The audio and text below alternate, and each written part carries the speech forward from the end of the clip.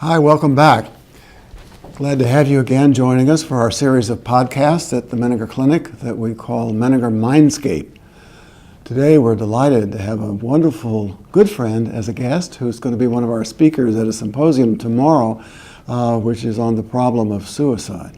This is Dr. Maria Oquendo. Maria, it's great to have you here. Thank you so much. It's wonderful to be here. For those of you watching who may not know Dr. Oquendo, she is someone who's a major researcher in the field, and we're going to talk a little bit about this, but studying the neurobiology of suicide, which is an interesting focus.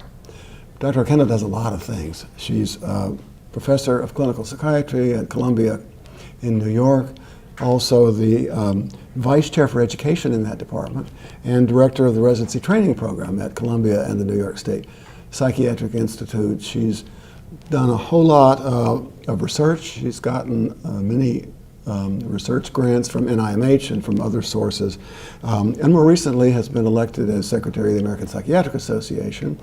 And I'm on that board with her, and it's a delight to work together again because we go way back, don't we? Yes, we do. We have worked together for a long time on the faculty at Columbia when I was there in the past. So Maria, tell us a little bit about what you're focusing on tomorrow, but maybe starting at the beginning with a headline or two about what should we know and how should we think about the problem of suicide from a neurobiological point of view? Yeah.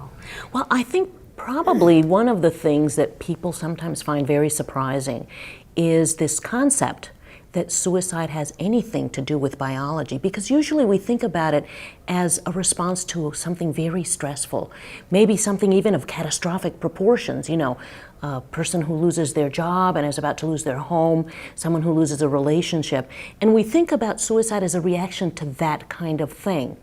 But if you take a step back, it becomes apparently pretty quickly that lots of people go through those kinds of stressors, and yet they don't necessarily try to take their life or kill themselves. So there's something else going on, and we've been working for 20 years on trying to figure out what are the biological risk factors for suicidal behavior, and we are finding quite a few of them that help us understand not only the possibility for identification of biomarkers, but also what goes wrong that people act in this way.